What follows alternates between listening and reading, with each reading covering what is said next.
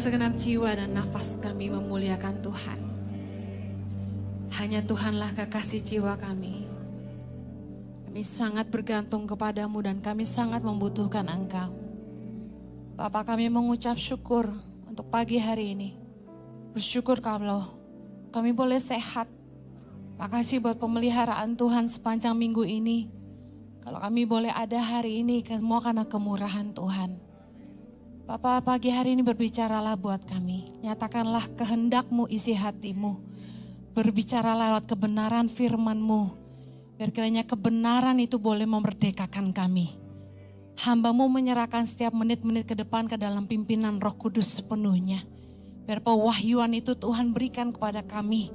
Dan memampukan kami untuk menghidupinya. Tolong hamba-Mu karena sungguh tanpa Engkau hamba tidak mampu. Terima kasih Bapak. Di dalam nama Yesus yang siap diberkati Tuhan, sama-sama kita katakan amen. Silakan duduk kembali. Sebelum saya memulai firman Tuhan, apakah masih ada kursi-kursi kosong yang bisa diisi oleh jemaat? Di depan sini masih ada yang 01. Asyar silakan bantu. Yang ada kursi kosong bisa angkat tangannya, bisa bantu. Di sebelah sana juga ada satu. Ada kabar baik ya, doakan dalam waktu beberapa bulan ke depan kami akan membangun Kids Church, Teens and Kids Church ya, di depan gereja ICI ya, di lahan Moy juga di depan ini, jadi tidak jauh. Jadi kita nggak perlu anak-anak kita yang teens ibadah di Sedayu, tapi akan ibadah di sini di depan kita. Jadi sekolah minggu akan lebih besar, punya gereja anak sendiri ya. Bersama gereja remaja, puji Tuhan. Lalu mohon kesabarannya apabila ada sedikit renovasi di lobi. Kita akan pelan-pelan selesaikan dulu Kids Church, kemudian mereka pindah, kita akan renov Kids Church dan Teens Auditorium menjadi lobi masuk dan keluar. Lalu kita akan tutup lobi depan menjadi auditorium sehingga 1000-an kapasitas bisa masuk. Puji nama Tuhan, amen. Tuhan menjawab kesesakan hati kita. Haleluya. Saya berterima kasih buat pihak Moy yang mau memberikan lahan ini pada kita. Baik, saya ingin menyambut juga jemaat yang saat ini streaming online dimanapun Anda berada, berdoa Anda selalu sehat-sehat dan disertai Tuhan. Semua baik-baik? Amen. Pagi ini saya akan khotbah tentang change, perubahan. Kita secara pribadi dan juga usaha kita, bisnis kita dan pekerjaan kita akan sulit berkembang kalau kita menolak perubahan.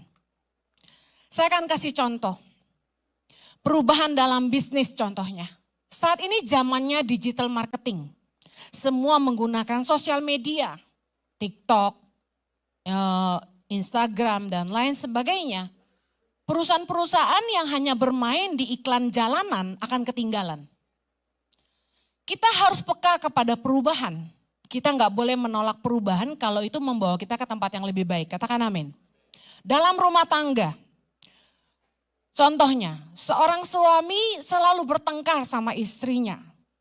Biasanya komplain ke teman-temannya, istri gue banyak nuntut, istri gue marah-marah terus. Tapi dia sendiri nggak mau menyadari kesalahan dan nggak mau berubah. Rumah tangga tidak akan jadi lebih baik. Amin. Secara pribadi, ketika seorang karyawan ditegur sama atasan, reaksi yang salah seringkali begini, bukannya berubah, bukannya introspeksi diri dan berubah, mereka malah menjelek-jelekan bosnya di belakang. Harusnya reaksi yang benar adalah gini, kenapa ditegur? Tidak salah, tidak ditegur. Kalau ditegur berarti harus introspeksi diri. Lalu mengambil langkah perubahan supaya jadi lebih baik. Amen. Saya akan bahas bagaimana kita bisa berubah jadi lebih baik. Perubahan harus dimulai dari diri sendiri. Katakan perubahan harus dimulai dari diri sendiri. Pertengkaran dalam rumah tangga kerap terjadi ketika kita selalu menuntut pasangan kita yang berubah. Setuju, katakan amin. Pertengkaran gak akan usai selama kita nuntut pasangan kita berubah, sementara kita sendiri gak mau berubah. Jangan menuntut orang lain berubah kalau kamu gak mau berubah. Harusnya langkah yang kita ambil adalah begini. Ketika pertengkaran terus terjadi dalam rumah tangga, dalam hubungan, kita cari tahu akar masalahnya apa, penyebabnya apa. Tanpa menemukan problemnya nggak akan ada perubahan. Harus sadar dulu ada masalah baru bertengkar, betul nggak? Apalagi pertengkaran itu selalu berkutat di area yang itu aja. Berarti masalahnya apa?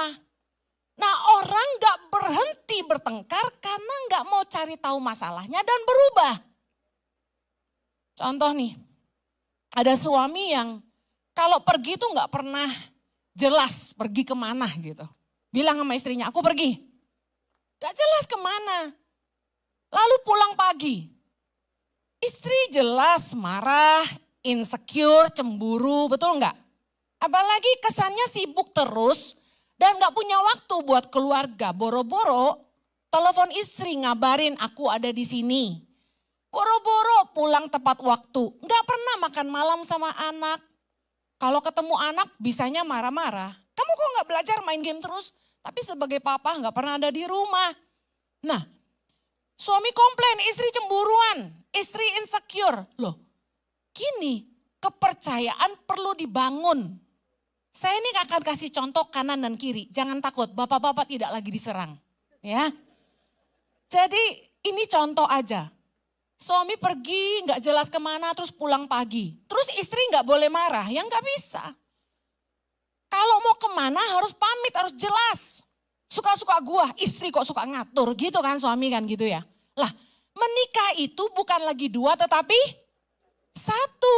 Kamu kemana harus kasih tahu. Saya kalau ngilang dicari sama suami saya. Kalau Anda ngilang gak dicari malah bahaya. Kalau Anda mengasihi pasangan Anda, harusnya gini, jangan nuntut pasangan berubah, Anda yang harus berubah. Kenapa pasanganku marah-marah? Kenapa pasanganku cemburuan? Kenapa pasanganku nih cemberut terus mukanya? Temukan masalahnya, bicarakan dan berubahlah. Nggak mau berubah tapi nuntut pasangan, jangan cerewet, jangan marah-marah. Ya nggak bisa. Kalau perempuan itu nuntut suami kerja, punya penghasilan, menurut saya itu sesuatu yang normal, betul nggak? Kalau istri yang modelnya gini, ngerongrong terus, gak ada puasnya, maunya beli tas branded terus, nah itu lain cerita. Tapi kalau istri hanya jauh, marahnya itu seputar kewajiban seorang suami, ya perlu didengar lah. Sebaliknya istri juga, istri zaman sekarang kekinian. Sukanya selfie, bikin konten sampai bayar fotografer sama teman-teman pergi ke kafe, healing ke Bali, healing ke luar negeri, ke Thailand, kemana, ninggalin suami dan anak-anak. Ya suami marah ya jelas aja lah. Uang sayur dibuat belanja. Jadi kita harus lihat esensi gak sih marahnya. Kalau mau hubungan itu lebih baik, harus mau berubah. Yang kerja, dimarahin terus sama atasan. Punya atasan yang selalu tidak puas menuntut terus. Sikap yang baik bukannya ngomongin atasan di belakang. Sikap yang baik harusnya menunjukkan perubahan. Dalam hidup kita harus sadar bahwa kita perlu bertobat dan berubah. Yesus mengasihi orang berdosa. Yesus tidak menghakimi perempuan yang kedapatan berbuat zina. Amin. Dalam Yohanes 8 ayat 10-11 kita tahu bahwa Yesus berkata gini, hai perempuan di manakah mereka? Tidak adakah seorang yang menghukum engkau? Jawab perempuan itu, tidak ada Tuhan. Lalu lihat Yesus bilang apa? Aku pun tidak menghukum engkau. Pergilah dan jangan berbuat dosa lagi mulai dari sekarang. Lihat, Yesus mengasihi orang berdosa. Yes, Yesus mengasihi, dia tidak menghakimi, dia mengampuni. Tetapi Yesus menuntut perubahan. Yang setuju katakan amin. Kasih itu mengampuni tapi menuntut perubahan.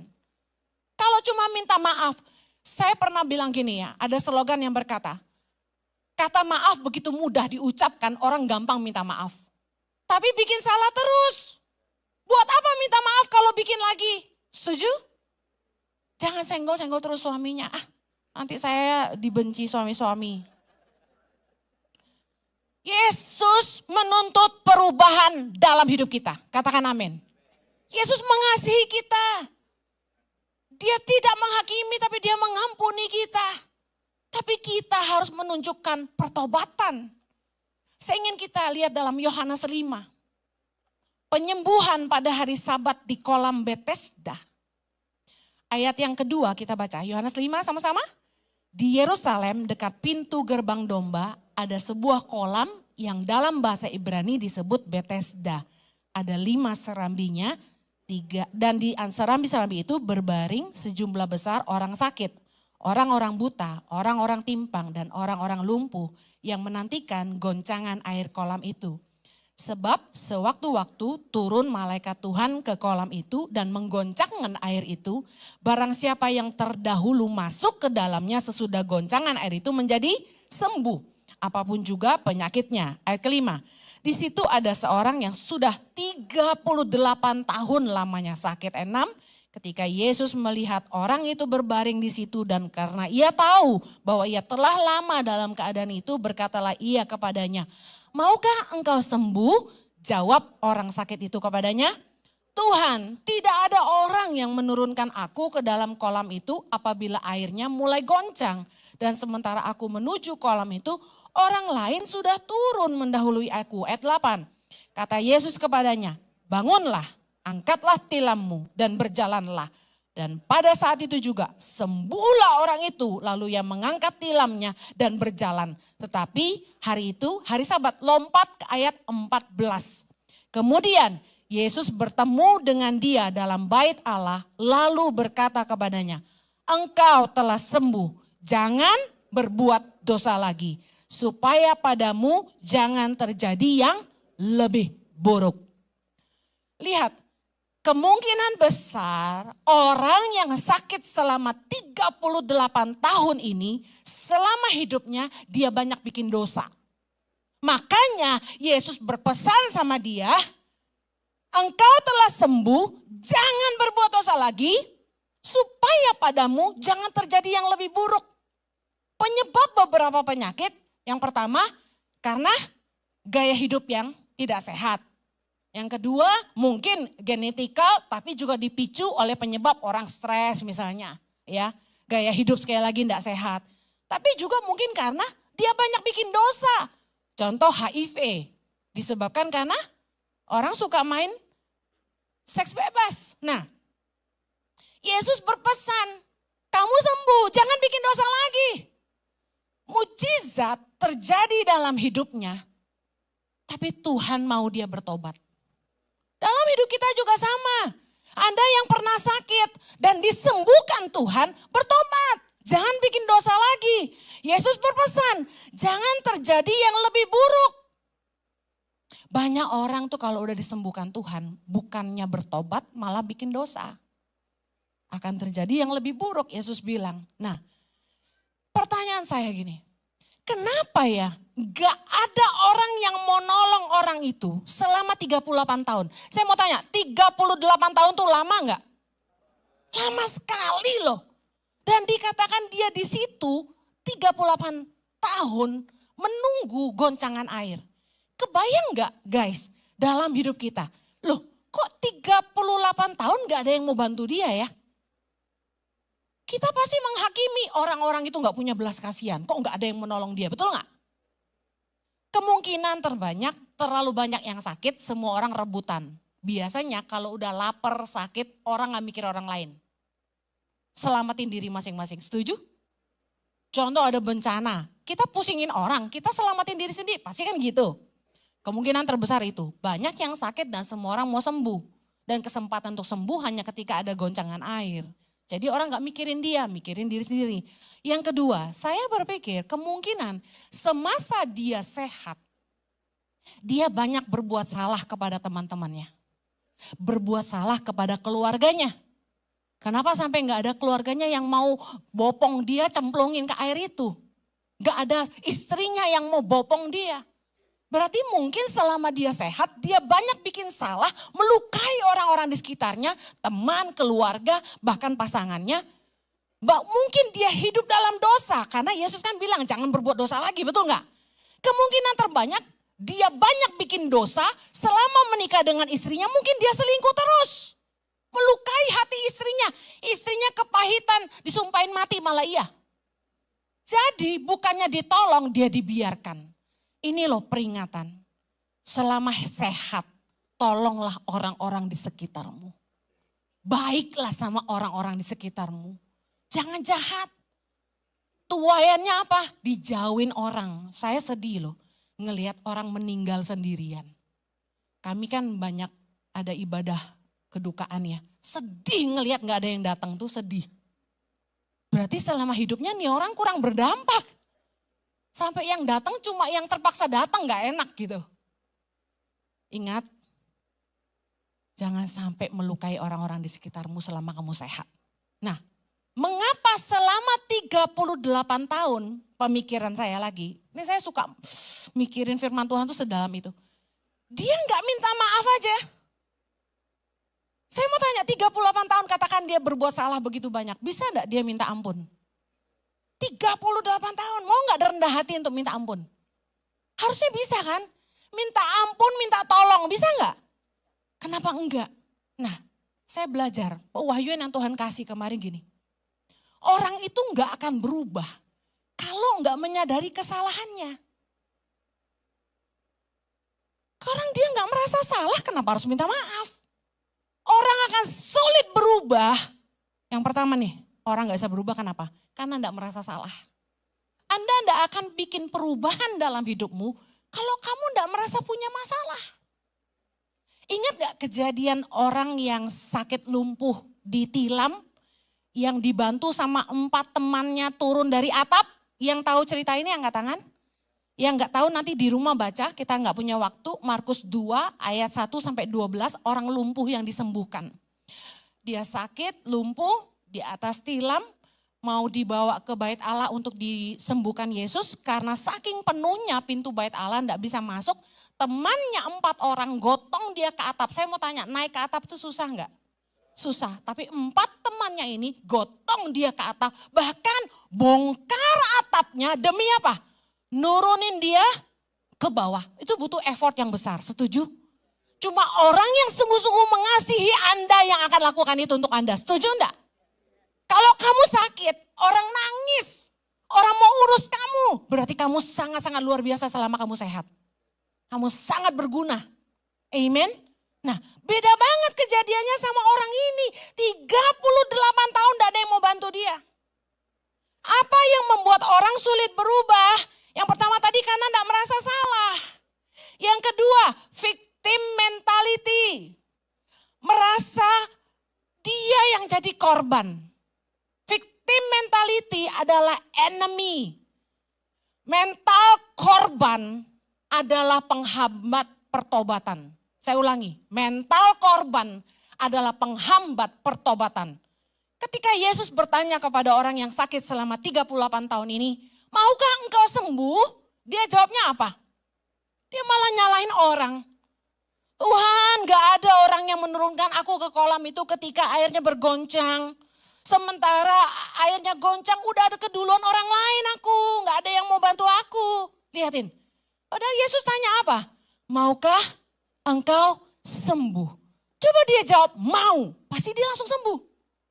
Tapi dia malah nyalahin orang. Lihat attitude orang yang gak mau bertobat.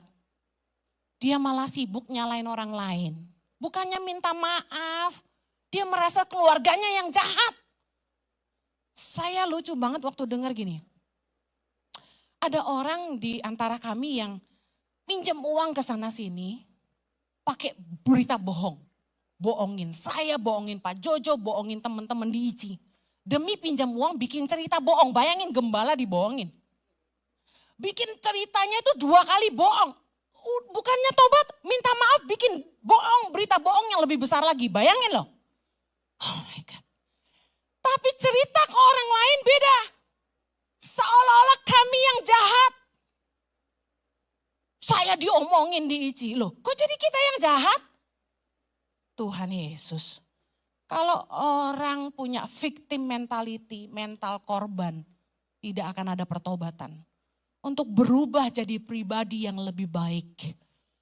Kalau kita mau ubah hidup kita jadi lebih baik, kita harus melakukan 3 hal ini. Yang pertama, introspeksi diri. Introspeksi diri itu apa? Menyadari kesalahan dan kekurangan diri sendiri dengan jujur. Harus jujur. Ya memang aku salahnya di sini. Kelemahanku di sini. Bukannya self pity. Bukannya memang aku enggak ada yang sayang. Memang aku begini. Itu mah payah. Introspeksi itu bukan menyalahkan diri sendiri. Tapi menyadari kesalahan diri sendiri. Menyadari titik problemnya di mana. Tidak akan ada perubahan tanpa menyadari kesalahan. Saya kasih contoh deh. Coba boleh nggak dilompat kasih gambar yang saya kasih. Multimedia sorry ya. Perubahan hidup dimulai dari menemukan titik masalah. Lihat nih gambar ini.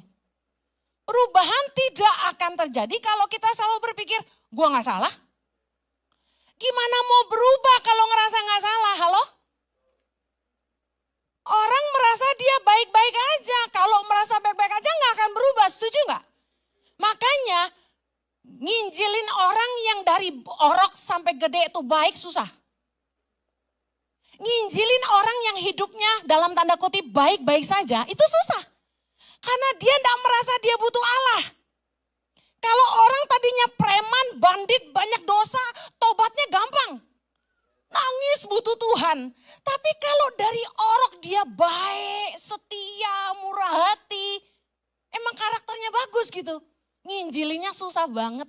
Dia akan bilang gini, gua lebih benar dari lo. Nah lo. Perubahan gak akan terjadi kalau kita selalu berpikir saya tidak salah. Orang yang merasa saya baik-baik aja. Saya jujur ya, saya cerita di mimbar ini. Kenapa saya gak pernah diet? Karena tiap kali saya ngaca, saya masih oke. Itu saya tuh di gambar itu. Sorry ya gambarnya gitu, soalnya nyarinya susah banget. Saya klik di Google gitu cari gambar yang tepat, gak ada. Cuma ini, aku pikir ntar aku diomongin porno gak ya? Enggak lah ya, anggap aja itu baju berenang. Dia ngaca, dia lihat, dia langsing.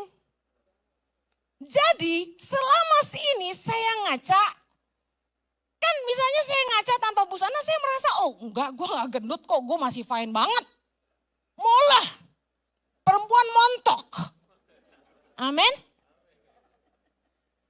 Setelah saya ke dokter ditimbang lemak dan otot ternyata obesitas. Manusia itu gak akan mau berubah kalau gak merasa baik-baik aja gue. Lu orang yang semua salah, lu orang yang ngejudge gue, gitu kan. Gue gak salah, lu yang ngejudge gue, gitu. Introspeksi diri dimulai dari menyadari kesalahan dan kekurangan diri sendiri.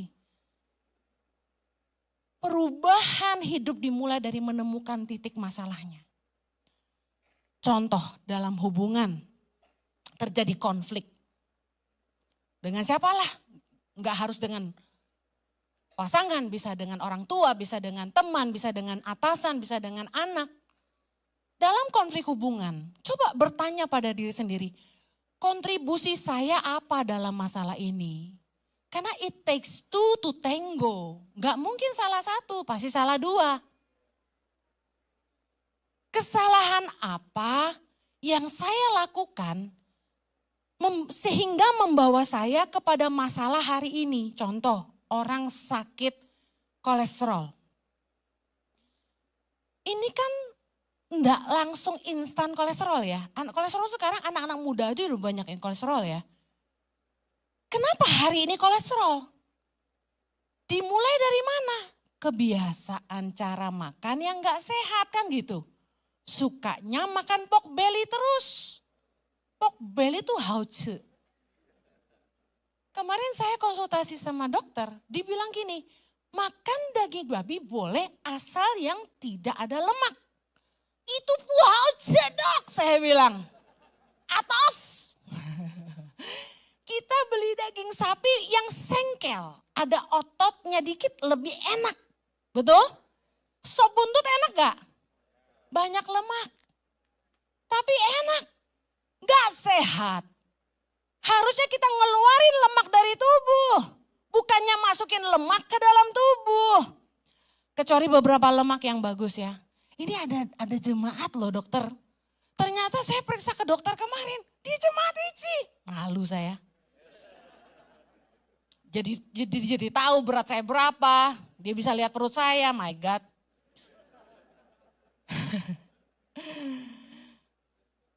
Kesalahan apa sih yang kita lakukan? Coba introspeksi. Kontribusi kita dalam masalah itu apa? Dalam hubungan. Lalu kesalahan apa sih yang kita buat sampai kita ada di masalah hari ini? Banyak utang misalnya. Aduh saya tuh sedih banget ya sampai hari ini tuh masih banyak yang minta saya bantu karena terjerat pinjol. Kok gak kelar-kelar sih? Tuh suruh saya bantu bayarin. Kalian pakai apa? Duit itu dipakai buat apa kok jadi saya yang bayar? Coba periksa diri. Keluarga meninggalkan. Kenapa? Kehilangan pekerjaan. Kenapa? Emang itu bos-bos gua yang gak bener. Aduh, nyalain orang terus. Ingat, victim mentality. Orang yang merasa baik-baik saja, tidak salah, itu menghalangi dia untuk berubah. Terlibat hutang piutang. Selalu ditipu orang. Mister baik hati. Dengar, kebaikan bukan kebodohan. Katakan, kebaikan bukan kebodohan. Kita perlu hikmat. Makanya jangan terlalu naif. Orang Kristen itu kebanyakan naif. Baik, habis itu kecewa. Kebaikan bukan kebodohan, harus dengan hikmat Allah. Kalau Anda selalu ditipu orang, why? Coba telaah cara sikapmu. Makanya enggak mau dengerin istri sih kadang-kadang suami. Bantu, kamu enggak bantu awas ya. Gitu, ngancem lagi gitu kan. Padahal istri itu kan biasa lebih peka kan. Gak kena wong iki, gitu. Ngungokno bojomu makane ta. Nah ini ditujukan ke orang yang merasa tidak salah itu loh. Nah, hidup dalam sakit penyakit. Kenapa ya kok bisa sakit penyakit? Coba pikirin. Jangan apa-apa nyalain Tuhan. Tuhan mengizinkan aku sakit ini. Kasihan loh Tuhan. Perubahan hidup dimulai dari perubahan cara pikir. Roma 12 ayat 2 berkata, berubahlah oleh pembaharuan budimu. Berubahlah oleh pembaharuan budimu. Hidup kita tidak akan berubah kalau cara berpikir kita tidak berubah. Jangan punya victim mentality. Jangan punya mental korban yang selalu menyalahkan orang. Orang gak akan berubah kalau gak menyadari kesalahannya tapi terus nyalain orang lain. Self evaluation penting supaya kita berubah jadi pribadi yang lebih baik. Katakan amin. Dalam 2 Tawarikh 7 ayat 14, luar biasa. Dan umatku yang atasnya namaku disebut merendahkan diri, berdoa dan mencari wajahku, lalu berbalik dari jalan-jalannya yang jahat, maka aku akan mendengar dari sorga dan mengampuni dosa mereka serta memulihkan negeri mereka. Anda ingin hidupmu dipulihkan Tuhan? Langkah pertama merendahkan diri. Artinya apa? Menyadari kesalahan diri sendiri.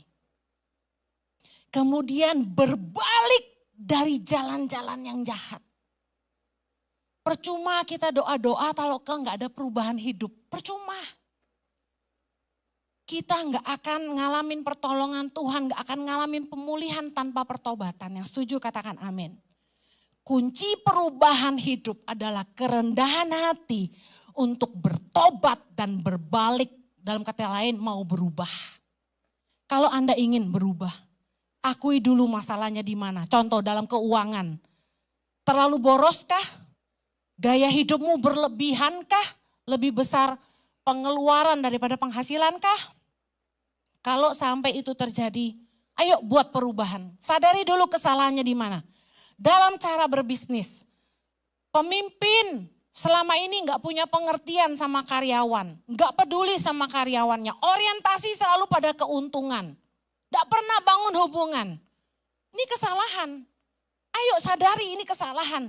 Dalam hubungan dengan pasangan, suami kasar dan egois, istri nggak pengertian, gaya hidup dalam dosa, selalu melukai pasangan lewat tindakan dan perkataan.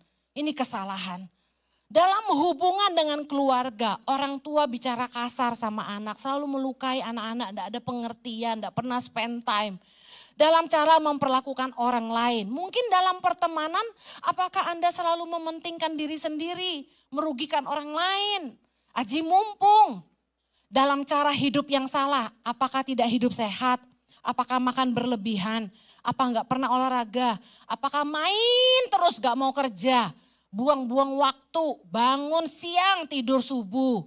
Ini gaya hidup yang salah. Lalu apa yang kita harus lakukan? Yang pertama tadi menyadari kesalahan. Tadi saya sudah sebut poin-poinnya, kesalahan Anda di mana? Cek dari segi-segi itu. Setelah menyadari problemnya di mana, jangan terpuruk, jangan self pity, menyalahkan diri sendiri. Tapi lakukan langkah selanjutnya. Yang kedua, buat keputusan untuk langkah perubahan. Yang mau katakan amin. Apa yang harus dirubah, langkah apa yang harus diambil dalam hubungan keluarga tadi. Mari mulai berikan waktu berkualitas buat keluargamu. Kerja secukupnya aja. Berkat dari Tuhan tidak kemana-mana, amen. Tutup toko ya pulang. Makan malam sama keluarga. Kerja jangan ngoyo sampai lupa waktu istirahat karena tidur tuh penting.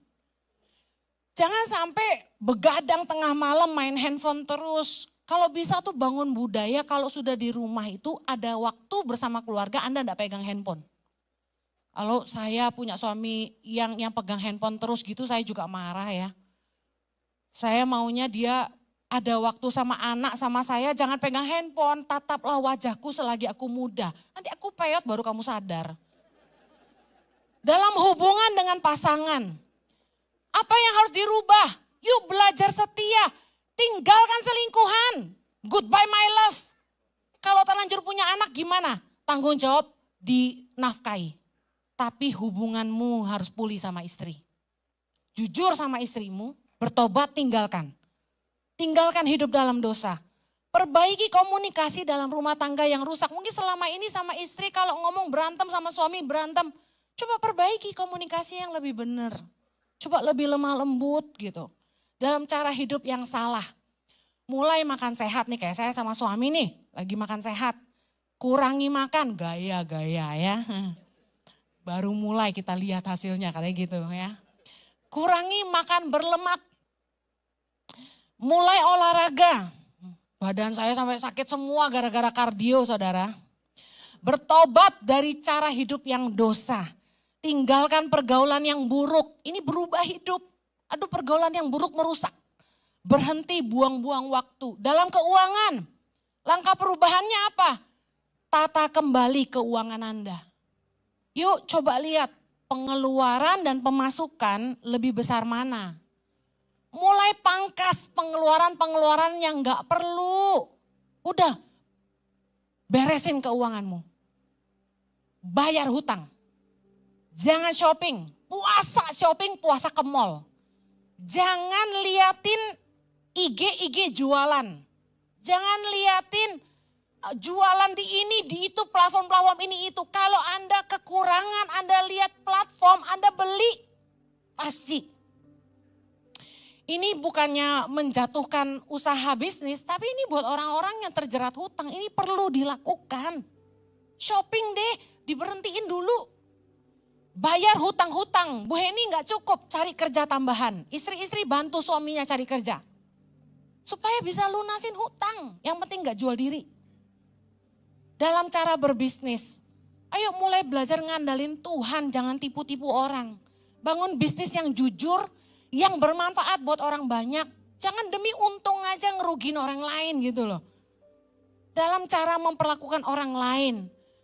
Langkah perubahannya apa? Berhenti memanfaatkan teman. Berhentilah aji mumpung, belajar jadi berkat buat orang lain. Ayo bos-bos mulai perhatiin pegawaimu. Bangun hubungan supaya punya pengertian keadaan karyawan seperti apa. Jangan hanya berorientasinya pada target, keuntungan. Yes, kita perlu untuk mendorong karyawan kita kerja keras. Tapi pengertian perlu dibangun, hubungan penting.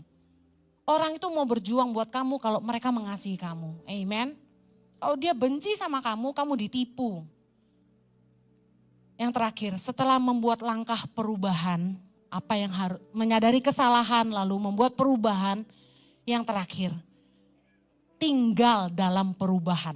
Ini sulit. Seringkali kita nggak konsisten, setuju? Nah, gimana kita konsisten tinggal dalam perubahan? Kita perlu punya support system. Kita perlu punya komunitas yang mendukung.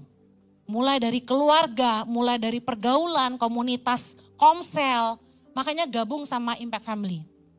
Jadilah komunitas yang sehat, yang jangan ngajak makan melulu. Nih yang suka ngajak saya makan sate babi malam-malam siapa tuh? Bertobat kamu. Kamu jadi komunitas yang gak sehat. Kamu jangan, mana tuh orangnya gak datang lagi belum pelayanan hari ini. Yang ngajak saya makan ropita mulu. Nggak ada ya, alasannya gini. Sebagai gembala tuh harus bangun hubungan sama kami-kami ini gitu. Jadi saya dipaksa nemenin mereka makan malam supaya bangun hubungan. Kan saya tergiur kan gitu. Musuh besar saya tuh Indomie goreng gitu. Diajaknya makan ropita lagi. Durian, saya kan paling suka durian tuh. Dokternya tanya, Bu Heni harus makan buah. Buah kesukaan apa? Durian. Wah itu gak boleh dia bilang gitu. Aduh gak boleh bos. Ya udah deh. Jadi tolong itu siapa yang kirim musangking ke rumah kemarin jangan kirim lagi ya. Kita harus konsisten dengan perubahan yang baik, kita butuh support system. Teman-teman harus dukung kami supaya kami sehat, gengs. Jangan ngeracunin. Mulai hari ini dilarang kirim makanan yang tidak sehat ke rumah. Ya, saya tuh sukanya kue lapis legit, lapis Surabaya, my God. Itu kuning telurnya kan banyak banget. Mungkin kalau udah kurusan dikit seminggu sekali boleh ya, oke. Jangan tinggal dalam komunitas lama yang membawa kita hidup dalam dosa. Kalau Anda mau tinggal dalam perubahan, Anda mau bertobat, tinggalin teman-temanmu yang suka bikin Anda berbuat dosa. Kalau atasanmu, tempat kerjamu yang gak sehat, yang suka ngajak kamu bikin dosa, keluar dari situ, cari kerjaan tempat lain. Karena parah, bosnya yang ngajak dia bikin dosa. Ya udah keluar dari sana.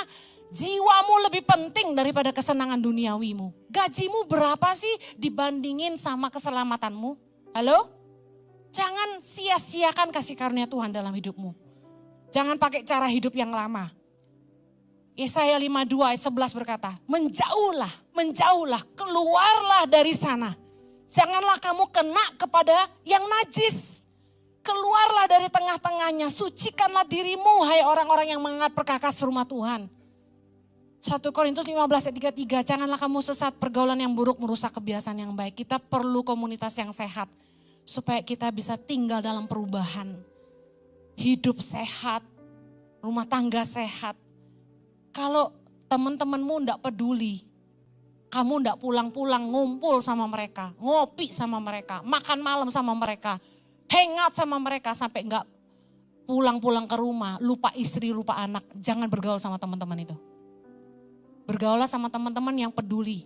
Pulang, urus istrimu. Pulang, urus suamimu. Saya kalau keluar ke depan, saya lihat masih ada yang pelayanan tadi pagi enggak pulang-pulang. Saya tanya, mau apa kamu di sini? Pulang kamu. Kalau sudah malam, mereka masih ngobrol-ngobrol tuh di luar, saya usir. Pulang ke rumahmu, urus istrimu, urus anakmu. Amin. Pelayanan enggak boleh lebih dari 2 kali ibadah. Pulang semua. Ya, nanti Pak Jojo marahin saya, biarin aja. Dengar. Anda mau berubah jadi lebih baik, katakan amin. Yang pertama, introspeksi diri. Sadari kesalahan, kekurangan diri sendiri. Ingat orang yang merasa baik-baik saja tidak akan berubah. Kunci perubahan adalah kerendahan hati untuk bertobat dan mau berbalik atau berubah. Yang kedua, buat keputusan untuk langkah perubahan. Yang ketiga, tinggallah dalam perubahan. Konsisten untuk perubahan hidup yang lebih baik. Yang mau katakan amin. Kita doa. Bapa di sorga, menyerahkan umat-Mu ke dalam tangan-Mu. Mampukanlah setiap kami oleh kasih karunia-Mu untuk hidup kami berubah, bertumbuh dan jadi lebih baik. Tuhan, permuliakanlah nama-Mu. Di dalam nama Yesus kami berdoa. Amen. I love you so much. Take care. God bless you. Have a blessed Sunday. Bapak, paling tidak itu kami harus punya duit 150.000. Setulus hati kami mengucapkan terima kasih kepada Bapak Ibu yang sampai saat ini masih terus mensupport program Peduli Sesama hingga kami dapat membantu menyalurkan bantuan buat saudara-saudara kita yang membutuhkan. Seperti hari ini kami dari tim Peduli Sesama mengadakan pengobatan gratis di wilayah Desa Banyuwasi. Dan hari ini berjalan dengan baik dan lancar. Dan bagi Bapak Ibu yang ingin terus mensupport program Peduli Sesama, dapat mengirimkannya melalui nomor rekening di bawah ini. Setulus hati kami mengucapkan terima kasih. Helping people, live a better life. Tutwuri Handayani, sebuah semboyan yang saat ini ada dalam logo Kementerian Pendidikan, Kebudayaan, Riset, dan Teknologi atau Kemendikbudristek dan menjadi logo pendidikan di Indonesia. Tutwuri berarti mengikuti dari belakang disertai penuh perhatian dan tanggung jawab. Dan Handayani berarti memberi kebebasan, kesempatan dengan perhatian dan bimbingan. Konsep ini menggambarkan pentingnya peran guru sebagai pembimbing dan teladan yang baik bagi para siswa.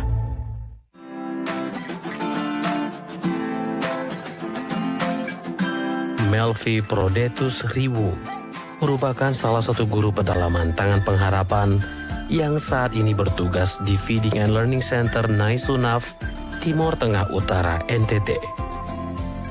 Anak muda yang kerap disapa Melvi ini menggunakan konsep semboyan Ki Hajar Dewantara dalam mendidik anak-anak yang ada di Center Naisunaf.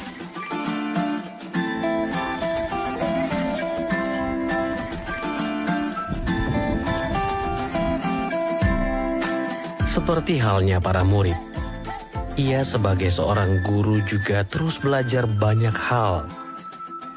Kini Melvi belajar bagaimana menjadi guru yang bertanggung jawab, menjalankan setiap tugasnya, mulai dari mengajar, menyiapkan materi belajar yang kreatif, sampai menyiapkan feeding untuk anak-anak. Hal itu ia lakukan dengan tulus dan sepenuh hati.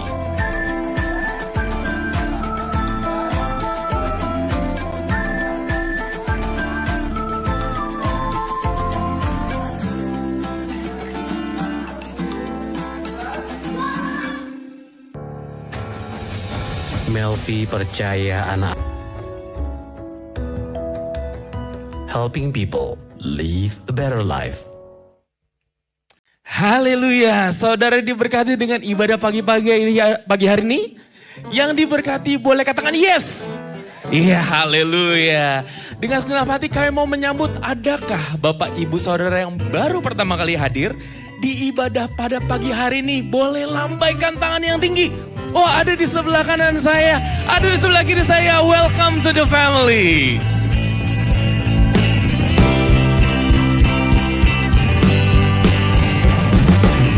You are my family.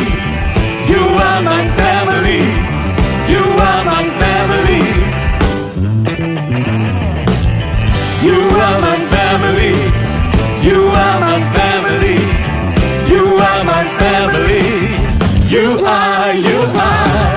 You are my family. You are my family. You are my family.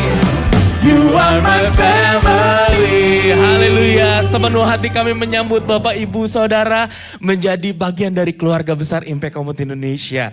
Yang sudah menerima kartu, nanti ada barcode di situ bisa di-scan Bapak Ibu ya. Nanti diisi data-datanya di dalam formulir, lalu ditunjukkan nanti kepada usher di dekat pintu keluar untuk ditukarkan dengan souvenir. Kami tidak mengedarkan kantong persembahan. Bagi Bapak Ibu Saudara yang ingin memberikan persembahan, bisa memberikannya melalui amplop, dimasukkan uangnya ke dalam amplop, atau dengan scan QR code yang ada di amplop. Ibadah gereja ICI setiap hari Minggu menjadi pukul 8, 10, 12, 15, dan 17. Setiap ibadah disertai dengan ibadah anak dan ibadah remaja.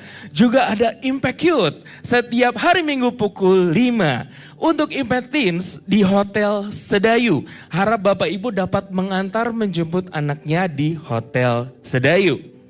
Impact Family, Komsel Impact Community Indonesia akan diadakan melalui aplikasi Zoom yang dibagi berdasarkan segmentasi usia, status single ataupun menikah. Dan juga sudah ada beberapa Komsel onsite yang berjalan. Bagi saudara yang sudah daftar Komsel namun belum di follow up, dapat mengunjungi booth ICI di depan untuk segera di follow up. Bagi Bapak Ibu yang ingin didoakan atau counseling, kami menyediakan partner doa dan counseling yang berada di belakang saudara. Dan juga tersedia prayer room di mana Bapak Ibu dapat berdoa di tempat yang sudah disediakan dengan jadwal yang ada. Akan diadakan baptisan air pada hari Sabtu tanggal 27 Januari 2024 pukul 17 waktu Indonesia bagian Barat di Kelapa Gading, Jakarta Utara. Bagi Anda yang rindu untuk dibaptis, Anda dapat mendaftarkan diri di booth ICI di depan. Penyerahan anak bagi saudara yang punya anak atau cucu dengan usia 12 tahun ke bawah bisa diserahkan untuk didoakan oleh gembala pada hari ini jam 12 siang nanti. Untuk pendaftaran penyerahan anak bisa dilakukan di booth ICI di depan. Cek koleksi terbaru dari Positive by YTP. Ini saya ditulisnya Fish T-shirt.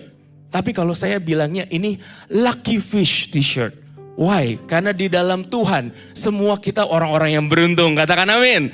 Akan lebih beruntung lagi kalau beli. Ya, kenapa? Karena nanti hasil penjualannya akan dipakai untuk memberi makan dan pendidikan kepada banyak sekali anak-anak yang membutuhkan di seluruh Indonesia. You buy means you donate. Ya, jangan sampai kehabisan karena stok sangat terbatas, betul Kak? Betul sekali. Oke, mari liburan sambil ziarah ke Turki, 7 gereja Wahyu dan Yunani. Dalam perjalanan ini juga akan mengunjungi Pulau Patmos, Kapadokia, Athena, Korintus, dan Santorini. Juga Tulip Festival di Istanbul tanggal 2-18 April 2024. Dan pastinya didampingi oleh Pastor Yohanes dan Pastor Henny Christianus.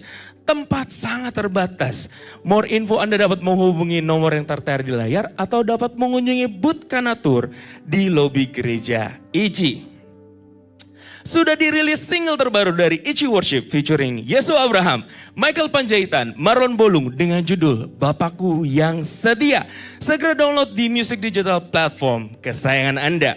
Untuk Jemaat Impact Community Indonesia tersedia pemeriksaan kesehatan gratis yang akan dilakukan dari jam 10 sampai jam 13 setiap hari Minggu. Dan untuk obat-obatan yang diperlukan bisa ditukarkan resepnya di apotik terdekat. Mari kita sama-sama bangkit diri, kita akan akhiri di dalam doa.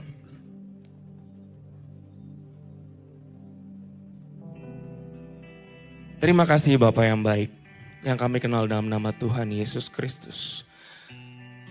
Kalau pagi ini kami ada di tempat ini, sungguh semua karena anugerah-Mu, sungguh karena kebaikan-Mu Tuhan. Terima kasih Bapa, buat hari ini firman yang kami dengar, untuk mengajarkan kami sama-sama berubah. Untuk kami sama-sama tidak punya satu victim mentality, tapi kami mau selalu berubah. Karena kami tahu Tuhan suka orang-orang yang mau berubah dan bertobat. Dan kamu hidup di dalam perubahan, kamu hidup di dalam perdobatan. Tuhan, tolong kami ya Roh Kudus. Biar kami selalu Tuhan teringat untuk selalu hidup menurut apa yang Tuhan mau. Biar jemaat-jemaat ICI menjadi jemaat-jemaat yang dewasa, yang mengerti kehendak-Mu Tuhan. Dan menjadi berkat bagi kota dan bangsa. Kami berdoa untuk gembala sidang kami, Pastor Yohanes, Pastor Henny Christianus, beserta keluarga mereka Tuhan. Terima kasih Tuhan buat orang tua yang baik untuk kami semua. Orang tua yang sayang, yang peduli akan kami domba-dombanya. Tuhan, karuniakan mereka dengan kesehatan, umur yang panjang, kekuatan, hikmat yang lebih lagi Tuhan. Singkapkan kebenaran firman-Mu Tuhan buat mereka. Biar mereka bisa menuntun jemaat yang besar ini. Jadi jemaat-jemaat yang mengerti kehendak-Mu Tuhan. Yang mengerjakan visi dan misi-Mu Tuhan di dunia ini. Terima kasih Tuhan, kami percaya Gereja Impact Community Indonesia akan bangkit menjadi terang buat bangsa ini. Menjadi berkat bagi kota dan bangsa Indonesia. Terima kasih Bapa, berkati pelayanan mereka. Berkati keluarga mereka, anak-anaknya akan tumbuh jadi orang-orang perkasa di bumi. Terima kasih Tuhan, terima kasih. Kami berdoa buat bangsa kami Indonesia. Kami berdoa, kami perkataan berkat buat Indonesia. Karena damai sejahtera buat Indonesia Tuhan. Shalom atas Indonesia. Kami berkata Tuhan, tahun 2024, tahun pemilu yang damai. Pemilu yang aman Tuhan. Tuhan jagai setiap kota, setiap provinsi di bangsa ini. Biar semua proses pemilu berjalan dengan aman, tentram, dan damai. Dan kami percaya Tuhan sudah menentukan pemimpin yang terbaik buat bangsa kami. Pemimpin yang takut akan Tuhan. Dan akan membawa Indonesia kepada masa depan yang lebih baik. Terima kasih Bapa, terima kasih Tuhan Yesus. Kami semua datang dengan semua keadaan kami. Ada yang sakit, kami percaya Tuhan sanggup menyembuhkan kami. Bahkan kesembuhan sudah terjadi saat ini di dalam nama Tuhan Yesus Kristus. Buat mereka yang berbeban berat, Tuhan sudah memberikan kelegaan. Mereka yang dalam masalah, kami percaya jalan keluar sudah Kau sediakan buat kami pada pagi hari ini Tuhan. Terima kasih Bapa. Sebenarnya kami mau pulang, kami mau terima berkat yang daripada-Mu. Mari kita angkat tangan dan pandang wajah kita di Bapa di surga. Kiranya Tuhan memberkati engkau berlimpah-limpah. Memperluas daerahmu ke kanan kiri. Mengangkat karirmu tinggi-tinggi. Buat setiap usaha mengalami multiplikasi. Dan kemajuan demi kemajuan. Dan studimu tidak ada yang gagal. Dan setiap rencanamu ada campur tangan Tuhan yang menyertainya. Dan kiranya Tuhan menghalau segala malapetaka, sakit penyakit dan mara bahaya. Bahkan tangan-tangan orang yang berniat jahat dan keputusan yang keliru dihalaukan daripadamu. Dan kiranya berkat yang ada di bawah bumi, muka bumi, bahkan di atas bumi ini tercurah melimpah-limpah dalam hidupmu. Sehingga hidupmu bukan sekedar diberkati, tapi jadi berkat bagi banyak orang. Hamba memateraikan dengan firman kasih karuniamu di dalam nama Tuhan Yesus Kristus. Setiap kita yang sudah diberkati, sama-sama katakan amin. Have a good Sunday. Bapak Ibu yang di dalam boleh duduk sebentar.